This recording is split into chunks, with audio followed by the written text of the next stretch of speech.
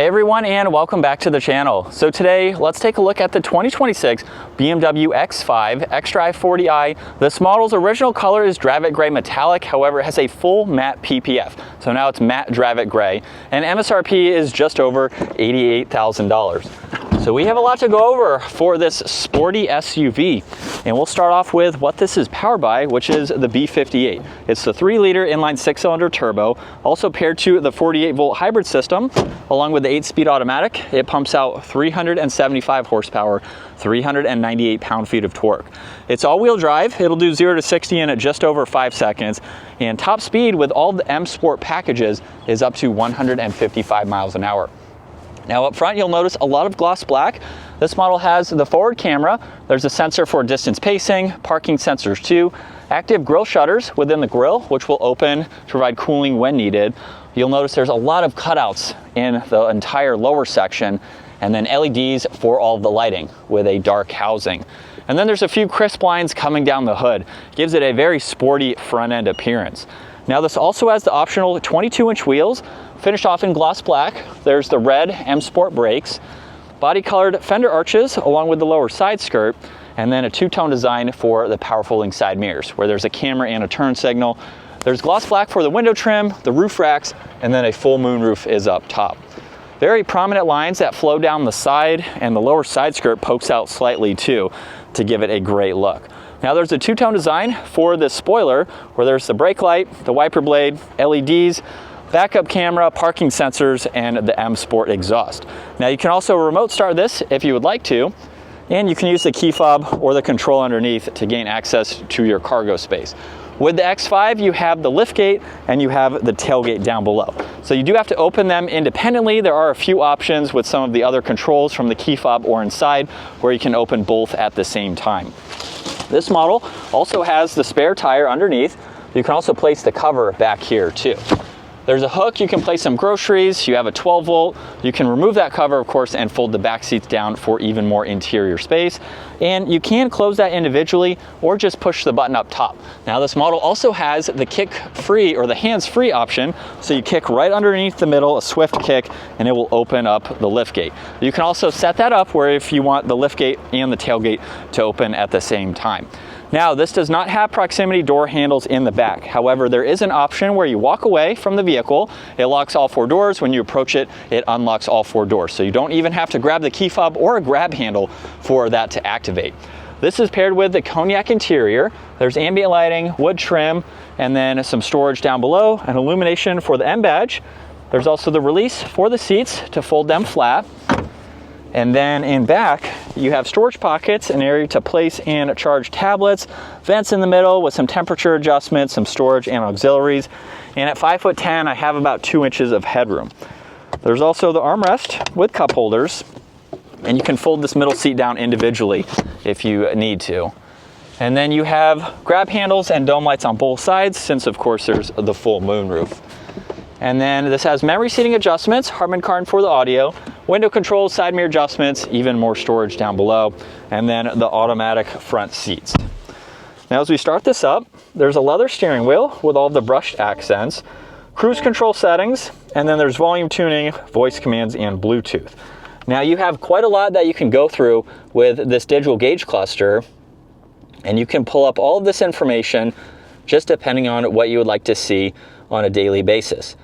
You can also adjust the layout too, so just depending on how you want to view this information. And there's the head-up display where you can go through a few more settings as well.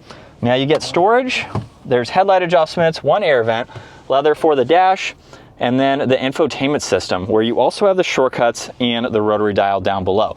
You can get into the drive recorder. There's also Apple CarPlay, Android Auto, your interior lighting. There's quite a lot that you can scroll through.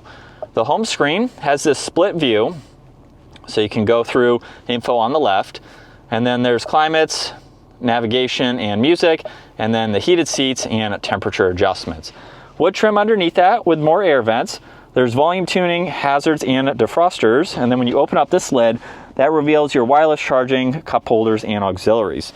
You have those shortcuts, like I mentioned, so you can easily get through all of this. And then this has the full camera system.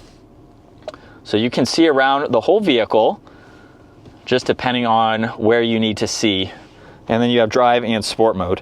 Park's located behind that. There's parking sensors, traction control, and then you have 3 different driving modes. So you can get into sport, comfort, and eco. This will change not only the color, but the throttle response along with the M Sport exhaust. You have storage in the armrest along with downhill assist, auto hold, and the e-brake. There's a locking glove box. X5 here will change colors with those modes. There's also garage door buttons, dome lights, and then the controls for both the sunroof and the sunshade. And then it's a big vehicle. There's a lot of large glass, so it's very easy to see in all directions. And we'll go to sport mode now from 2nd gear, which you cannot shift with the shifter down below, so it's just the paddles. Here we go. And just a minor acceleration, not all that loud, even in sport mode, but you can take a look at the BMW X5 playlist on our channel to really see me ripping on my personal X5 along with installing the exhaust and making it that much louder. But this is what it's like to be behind the wheel for the latest X5. A big complaint that I've seen with filming a lot of the X5s is the large screen. I'll just touch briefly on that. Since my wife and I owned a 2022, which had the dual screen setup, we jumped up to the LCI here, and I have no regrets, and I'm not going back. The large screen, in my opinion, is so much nicer. Yes, there's no physical buttons for some of this information. It's all fixed here, which is incredibly helpful. But honestly, this is so much easier to use than the small buttons that are underneath the previous generation. Having the climates down here with their own separate screen. Personal preference, of course, but once I hopped into this, we didn't look back on the 2022. So I like it. I think it's integrated nicely into the dash, and it's super easy to use. You also have voice commands. Now with the voice commands, you can say things like, hey BMW, I'm hot. It'll turn down the AC. If you say I'm cold, it'll turn the heat up. You can adjust the heated and ventilated seats if you have some of those options. There's quite a lot you can do with the voice commands, and my wife loves that. You don't even have to touch the screen. You can just start talking and get that set up. So that is a neat feature. If you're not really liking the screen, you have that to kind of make up for it if you want to say that. It's honestly a really good luxury focused SUV. It's a great option to take a look at if you are in the market for this style vehicle, and I really don't have any complaints. So it's a vehicle that my wife and I are going to be keeping for at least 100,000 miles, if not more. With the B58, this is one of BMW's most reliable engines, and it's one of their most popular. So it's found in several other trim levels too, and different models as well. So it's a vehicle that there's really not going to be all that much as far as maintenance goes. I can do oil changes myself. If you choose to have a dealership or someone else do that, yes, you'll spend more money, but I have some videos on changing the oil if you want to do that yourself. Some of the other maintenance things, you can get some really good warranty packages too. I believe our vehicle has about 4 more years of warranty, so there's some things that I can at least get covered and not have to work on, but outside of warranty, I honestly wouldn't really worry about it. But I plan on owning mine again for several years, so I will make updates as I go if you want to tune in every now and then to see what updates are with my personal X5. But it's a vehicle that I plan to own for a while, and it's definitely a great option. So that's going to wrap it up for the 2026 X5. Once again, huge shout out to Hendrick BMW Charlotte for providing this for me today. Take a look at their website, give this a huge thumbs up, and consider smashing that subscribe button so you can stay up to date with our daily uploads. I will see you all in the next video.